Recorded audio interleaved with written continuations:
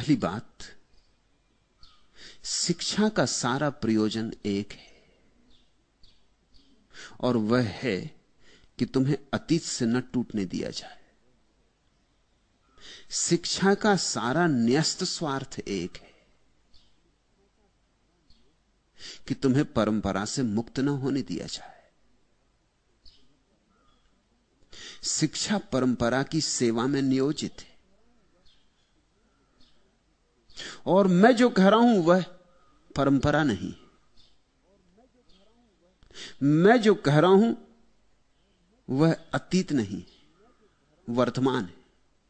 शिक्षा का वर्तमान से कोई संबंध नहीं। शिक्षा पीछे की तरफ देखती, शिक्षा की आंखें चैथी पर लगी, वो पीछे की तरफ देखती। जो पहले हो गया है उसको ही पढ़ाया जाती, उसको ही समझाया जाती। जो आज हो रहा है उससे शिक्षा का कभी कोई संबंध नहीं होता। जब यह भी अतीत हो जाएगा तब शिक्षा इसको भी पढ़ाएगी। ध्यान रखना, कभी तुम्हारे शिक्षा शास्त्री मुझे पढ़ाएंगे, लेकिन वो तब पढ़ाएंगे जब मैं जा चुका, जब अतीत हो गया, जब मैं काम का ना रहा। शिक्षा शास्त्री तभी पकड़ता किसी चीज को जब वो राख हो जाती, जब उसमें से अंगारा खो जाता। कबीर जब जिंदा थे तो शिक्षा शास्त्री कबीर से कोई संबंध नहीं जोड़ सका। अब कबीर पर कितनी पीएचडी लिखी जाती तुम देखते हो। जितने शोध ग्रंथ कबीर पर लिखे गए उतने किसी पर नहीं लिखे गए। गंवार कबीर पर इतने शोध ग्रंथ। अगर कबीर ने नौकरी की आकांक्षा की होती किसी विश्वविद्यालय में तो चपरासी की भी जगह ना मिलती। आचार्य के पद की तो बात ही अलग। कबीर को यह विश्वविद्यालय विद्यार्थी की तरह भी प्रवेश देने को राजी होते, ये भी संदिग्ध थे।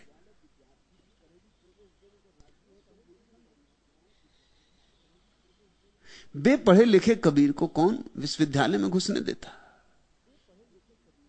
और आज तुम्हारे तथाकथित पंडित और आचार्यगण और शोधकर्ता अपनी जिंदगी कबीर में गंवाते कि कबीर का क्या मतलब है, कबीर का क्या अर्थ है। कबीर की उलटबांसियों को सुलट कर रहे हैं, समझाने की कोशिश में लगे। कबीर भी अपनी कब्र में खूब हंसते होंगे कि यह भी खूब मजा हुआ। जीसस को जिन लोगों ने सूली दी वे पंडित थे, रबाई, पढ़े लिखे लोग, सुसंस्कृत।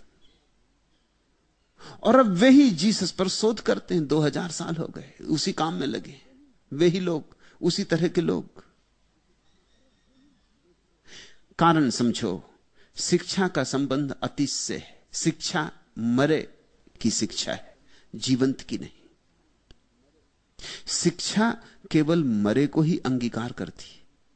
शिक्षा पोस्टमार्टम, सौ परीक्षा है। तुम जैसे नहीं पूछते ना कि आपका शरीर इतना सुंदर है लेकिन डॉक्टर आपकी 100 परीक्षा क्यों नहीं करते। यह प्रश्न बेहुदा मालूम होगा कि इतना सुंदर प्यारा शरीर और हम डॉक्टरों को देखते हैं कि मुर्दों को चीर फाड़ रहे हैं। ऐसे सुंदर आदमी के रहते हुए आपकी चीर फाड़ क्यों नहीं करते, आपकी 100 परीक्षा क्यों नहीं करते। जैसे यह प्रश्न गलत होगा क्योंकि 100 परीक्षा होती ही मुर्दे की है,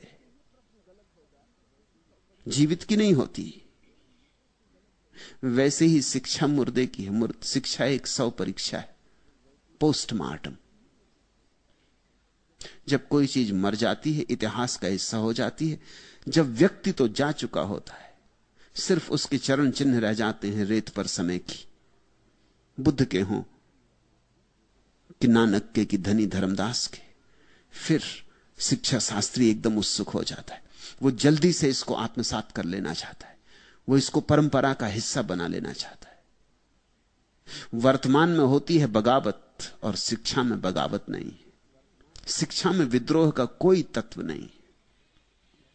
इसलिए तो शिक्षा दो कौड़ी की है। जिस दिन शिक्षा में विद्रोह का तत्व होगा उस दिन शिक्षा का मूल्य होगा। उस दिन असली शिक्षा होगी पृथ्वी पर। उस दिन शिक्षा केवल तुम्हें आजीविका कमाने में कुशल नहीं बनाएगी, उस दिन शिक्षा तुम्हें जीवन भी देगी।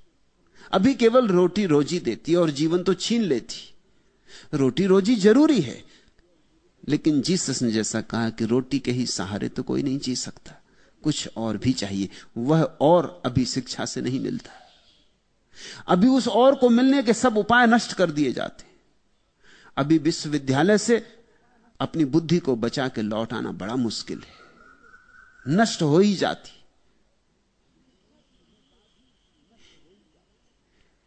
शिक्षा की इजाद ही इसलिए की गई थी ताकि पुरानी पीढ़ी अपनी जानकारी को नई पीढ़ी को दे जाए। शिक्षा का प्रयोजन ही शुरू में यही था, वही अब भी है।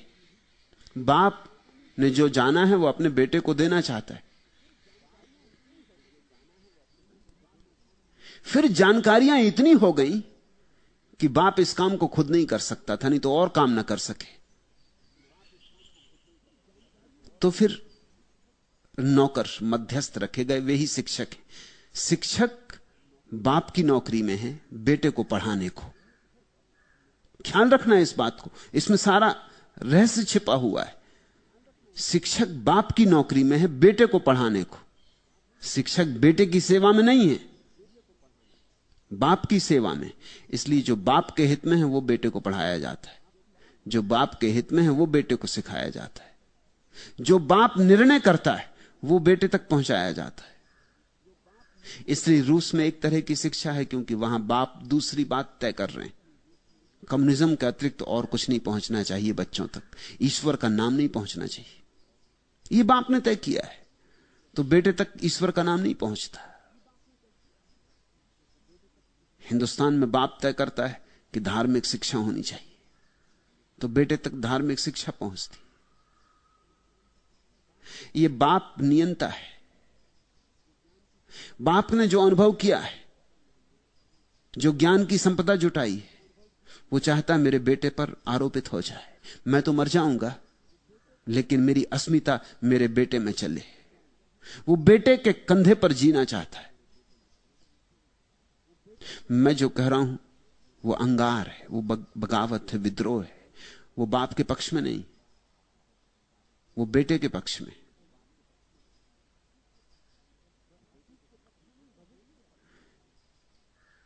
वह अतीत के पक्ष में नहीं, भविष्य के पक्ष में। वो जो होने वाला है उसकी सेवा में रत होनी चाहिए शिक्षा, ना कि जो हो चुका है। क्योंकि जो हो चुका वो हो चुका, अब नहीं होगा, अब उससे कुछ लेना देना नहीं।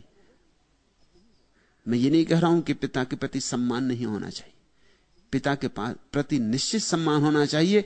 असल में तो तुम्हारा भविष्य जितना सुंदर होगा उतना ही तुम्हारा पिता के प्रति सम्मान भी अधिक होगा, क्योंकि पिता ने ही तो तुम्हें जीवन दिया, तुम्हें स्वतंत्रता दी, तुम्हें सुरभि दी। खलील जिब्रान का वचन है, अपने बच्चों को प्रेम देना, स्वतंत्रता देना, लेकिन अपना ज्ञान नहीं। क्योंकि ज्ञान तो तुम्हारा पुराना पड़ चुका। बच्चे दूसरे ही दुनिया में जिएंगे, वहां यह ज्ञान काम ना आएगा, वहां नया ज्ञान काम आएगा। और यह बात रोज रोज ज्यादा महत्वपूर्ण होती गई। आज से 3000 साल पहले बाप और बेटे के जानकारी में कोई फर्क नहीं होते थे, इसलिए शिक्षा बिल्कुल कारगर थी। क्योंकि जो बाप ने जाना था वही बेटे को जानना था। समझे, एक बाप जूता सीता रहा जिंदगी भर, तो बेटे को जूता सिखाना, जोड़ना, जूता बनाना सिखा जाता था। इसलिए बहुत समय तक गुरुओं की जरूरत ही नहीं थी, शिक्षकों की कोई जरूरत नहीं थी। हर बाप बढ़ई अपने बेटे को बढ़ईगिरी सिखा देता था, दुकानदार अपने बेटे को दुकानदारी सिखा देता था, छत्री अपने बेटे को युद्ध में लड़ना सिखा देता था, ब्राह्मण अपने बेटे को पौरोहित्य सिखा देता था। अपने अपने बेटों को अपने अपने लोग सिखा लेते थे। परंपरा से बात चलती चली जाती थी। फिर धीरे धीरे ज्ञान का संग्रह बढ़ता चला गया। फिर संग्रह इतना हो गया कि हर एक बाप अलग अलग अपने बेटे को शिक्षा दी, यह संभव नहीं रहा। तो फिर हमें स्कूल निर्मित करने पड़े, पाठशाला बनानी पड़ी। फिर उस पाठशाला के द्वारा हम सिखाते रहे। बापू ने जो जाना था वो जरूरी था सिखाना अतीत में, क्योंकि अगर वो न सिखाया जाए तो बच्चों को फिर आबासा से शुरू करना पड़ेगा, उससे बहुत नुकसान होगा। इसलिए तो पशु पक्षी विकसित नहीं हो पाए, क्योंकि उनके पास शिक्षा का कोई जाल नहीं है। तो हर बाप जहां से शुरू किया था, हर बेटे को भी वहीं से शुरू करना होता है। मनुष्य की यही खूबी, जहां बाप ने अंत किया, बेटा वहां से शुरू करता है, इसलिए विकास होता है। बाप की सीढ़ी का उपयोग कर लेता है बेटा। शिक्षा का बड़ा बहुमूल्य दान रहा अतीत में, लेकिन अब धीरे धीरे शिक्षा सहयोगी की बजाय बाधक हो रही, क्योंकि रोज नई घटनाएं घट रही। ज्ञान इतनी तीव्रता से फूट रहा है, इतना विस्फोट हो रहा है। वैज्ञानिक कहते हैं कि पिछले 5000 सालों में जितना ज्ञान का विकास हुआ था, उतना पिछले 50 सालों में हुआ है। और पिछले 50 सालों में जितना विकास हुआ है, उतने पिछले 5 सालों में हुआ है। और पिछले 5 सालों में जितना विकास हुआ, उतने पिछले 5 महीनों में हुआ है। ये गति इतनी तीव्रता से हो रही है कि हमारे शिक्षा संस्थान करीब करीब व्यर्थ हो गए। अब समझो इस बात को, अगर तुम स्कूल में जाते हो पढ़ने, मनोविज्ञान पढ़ने जाते हो, तो तुम्हारे प्रोफेसर ने जब मनोविज्ञान पढ़ा था 30 साल पहले, वो मनोविज्ञान गलत हो चुका। वो वही पढ़ा रहा है, उसका अब कोई काम ही नहीं रहा, वो आउट ऑफ डेट है, कचरा है। जब मैं मनोविज्ञान पढ़ने विश्वविद्यालय में गया और मैंने देखा कि मेरे प्रोफेसर मैकडूगल पढ़ा रहे हैं। मैकडूगल उन्होंने पढ़ा था, अब तो मैकडूगल का नाम भी किसी अर्थ का नहीं, तो 50 साल पुरानी बात हो गई। जब मैंने उनसे खड़े होकर कहा कि आप ये क्या पढ़ाते, मैकडूगल का तो आज कुछ अर्थ ही नहीं, तो स्वभाव था वो मुझसे नाराज हो गए। मेरे उनके बीच संबंध बनना मुश्किल हो गया। ये तुम जान के हैरान होगे कि आज अगर विद्यार्थी थोड़ा भी होशियार हो तो गुरु से ज्यादा जानेगा। थोड़ी भी होशियार हो, कोई बहुत बड़ी प्रतिभा की जरूरत नहीं, थोड़ी प्रतिभा हो तो गुरु से ज्यादा जान सकता है, क्योंकि गुरु बंधा है जो उसने पढ़ा था। विज्ञान पढ़ा था उसने 30 साल पहले। इन 30 सालों में विज्ञान की सब अवस्था बदल गई, सब जमीन बदल गई। अब न्यूटन का कोई मूल्य नहीं है। आइंस्टीन के बाद न्यूटन का क्या मूल्य है? न्यूटन तो सिर्फ ऐतिहासिक नाम रह गया।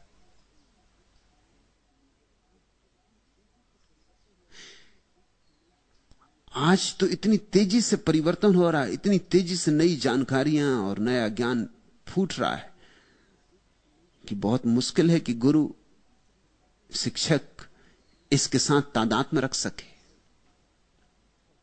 पश्चिम में विचार किया जा रहा है कि हम नए ढंग से शिक्षा दें। शिक्षा की संभावना भविष्य में यह है कि शिक्षक विदा हो जाएगा, उसका कोई मूल्य नहीं रह जाएगा, या उसका मूल्य बहुत गौण हो जाएगा। उसकी जगह कंप्यूटर होंगे, क्योंकि आदमी को सीखने में बहुत वक्त लगता है, कंप्यूटर जल्दी सीख लेते हैं। 1 मिनट में सारी बाइबल कंठस्थ करवाई जा सकती कंप्यूटर को। तो ज्ञान इतनी तेजी से घट रहा है कि कंप्यूटर ज्ञान को सीखेगा और कंप्यूटर सिखाएगा विद्यार्थियों को, तभी हम तालमेल रख सकेंगे, नहीं तो सब तालमेल टूटा जा रहा है। टेलीविजन का उपयोग होगा। अब भूगोल पढ़ानी पुराने ढंग से, टांगे हैं नक्शा, पागल हो गए हो? टेलीविजन मौजूद है, तुम नक्शा टांगे हुए हो। तुम समझा रहे हो कि लंदन कैसा नक्शे से, जबकि टेलीविजन पर लंदन पूरा का पूरा दिखाया जा सकता है, और जो बात देखी जाती है वो कभी भूलती नहीं। याद करने की जरूरत नहीं है। सारी दुनिया का नक्शा फिजूल है, टेलीविजन काम कर देगा। और भविष्य में टेलीविजन की भी जरूरत नहीं होगी। दुनिया इतने करीब आ गई है कि घंटे भर में तो लंदन पहुंचा जा सकेगा। ले गए विद्यार्थियों को, लंदन दिखा दिया, बात खत्म कर दी। नाहक समय खराब करना, और तब वे भूलेंगे नहीं। जो बात नहीं हो सकती थी पहले, अब हो सकती। तकनीक विकसित हुए और तकनीक इतने विकसित हुए हैं कि तकनीक भविष्य उन्मुखी है। आदमी के माध्यम की अब बहुत ज्यादा जरूरत नहीं रही। तुम पूछते हो कि शिक्षा महारथी, पहले तो महारथी इत्यादि शिक्षा में कहां होते? बैलगाड़ियां चला रहे हैं लोग, रथ वगैरह हैं कहां? कोचवान कहो। असल में जो कुछ नहीं हो पाता वो शिक्षक हो जाता। पहले तो वो भी कोशिश करता है कांस्टेबल हो जाए, कि चलो इंस्पेक्टर हो जाए। जब कहीं जगह नहीं मिलती तो वो सोचता है चलो अभी स्कूल में शिक्षक ही हो जाए। अपने भाग में नहीं कांस्टेबल होना, क्योंकि मजा तो कांस्टेबल के हाथ में है, ऊपरी लाभ तो कांस्टेबल के हाथ में। शिक्षक तो सबसे दयनीय जीव है। जब कोई आदमी कहता है मैं शिक्षक हूं, तब जरा उसकी शक्ल देखो। वो ऐसे कह रहा क्या करें, मजबूरी है, जन्मों जन्मों के कर्म भोग रहे हैं, शिक्षक है। आदमी डरता ये कहने कि मैं शिक्षक हूं। जब कोई आदमी कहता कलेक्टर हूं, तो उसकी चेहरे पर रौनक होती। शिक्षक हूं, सब रौनक विदा हो जाती। दीनहीन है शिक्षक, और उसके पास संपदा क्या है? संपदा कोरा जानकारी का संग्रह, कीड़ा है किताबों का, किताबें खाता रहा है। जिंदगी नहीं जानी, किताबों से उसकी जानकारी है। जीवन नहीं देखा है, किताबों में छपी जीवन की तस्वीरें देखी, उसका ज्ञान उधार है। प्रेम नहीं किया है, प्रेम की कविताएं पढ़ी। कोई स्वांतः सुखा है, अनुभव नहीं हुए। दूसरे जो कह गए उसी को सुन सुन के दोहराता रहा। तोता है, तोतों को बगावत की बातें ठीक नहीं लगती। तोते को तो वही अच्छा लगता है जो वो दोहरा सकता है। तो अगर हरे राम हरे राम हरे राम कह सकता है तो हरे राम हरे राम हरे राम कहता है। अब तुम आज नया मंत्र सिखाओ, तोता नाराज होता है। वो कहता है इतना समय खराब किया हरा राम सीखने में, अब तुम आ गए नया मंत्र लेके। मैं तो अपना पुराना ही दोहराऊंगा। शिक्षक नए को सीखने में उत्सुकता नहीं दिखाता, और जिंदगी रोज नई है, इसलिए शिक्षक का जिंदगी से कोई संबंध नहीं होता। जिंदगी के असली शिक्षक होते हैं कवि, चित्रकार, संगीतज्ञ।